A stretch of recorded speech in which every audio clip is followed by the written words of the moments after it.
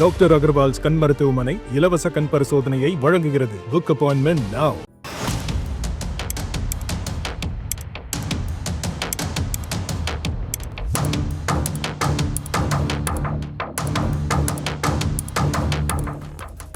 மானாமதுரையைச் சேர்ந்த 38 வயதான பிரேம் என்பவர் சென்னையில் டைடல் பார்க்கில் செக்யூரிட்டி கார்டு சூப்பர்வைசராக பணியாற்றி வந்தார். திருமணமாகி 2 குழந்தைகள் உள்ள நிலையில் கடந்த 12ஆம் தேதி பெண் தோழியுடன் பெசன்ட் நகர் சென்றிருந்தார்.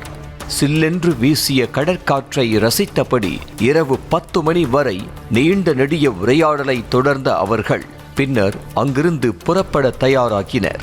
அப்போது ரோந்து பணியில் ஈடுபட்டிருந்த திருவான்மியூர் SSI ராமச்சந்திரன் அவர்களை மடக்கி பிடித்து விசாரணை நடத்தினார்.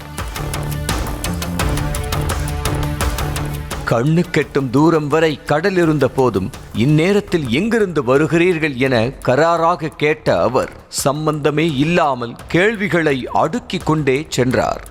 இதனால் காவலர் பணத்திற்கு அடி போடுவதை அறிந்த பிரேம் தன்னுடைய சோக நிலையை எடுத்து கூறி அவருக்கு புரிய வைக்க முயன்றார். ஒரு கட்டத்தில் தன்னிடம் 50 ரூபாய் மட்டுமே உள்ளது, அதில்தான் ராபிடோ பிடித்துச் செல்ல வேண்டும் என உருக்கமாக பேசி கல்லாக இருந்த காவலரின் மனதை கரைய வைத்தார் பிரேம்.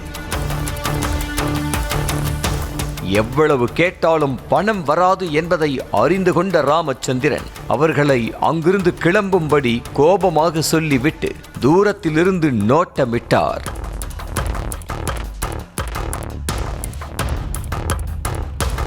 இதனை கவனித்த பிரேம் தனது தோழியை அங்கேயே இருக்க சொல்லிவிட்டு காவலரிடம் கோரியபடியே ராபிடோவில் புக் செய்தார். சிறிது நேரத்தில் பைக்கும் வந்த நிலையில் லொகேஷனை பார்த்து பைக் ஓட்டுநர் திடுக்கிட்டார்.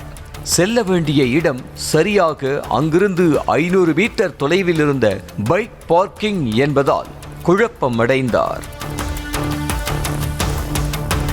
இவ்வளவு அருகிலுள்ள இடத்திற்கு ஏன் ராபிடோ வாகனத்தை புக் செய்தீர்கள் என பிரேமிடம் வாகன ஓட்டுநர் கேள்வி எழுப்பினார்.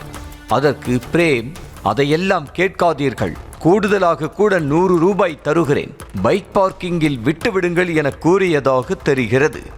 மேலும் அந்த இடத்திற்கு சுற்றி வளைத்து செல்லுமாறும் ராபிடோ ஓட்டுநரிடம் பிரேம் தெரிவித்ததாக தெரிகிறது.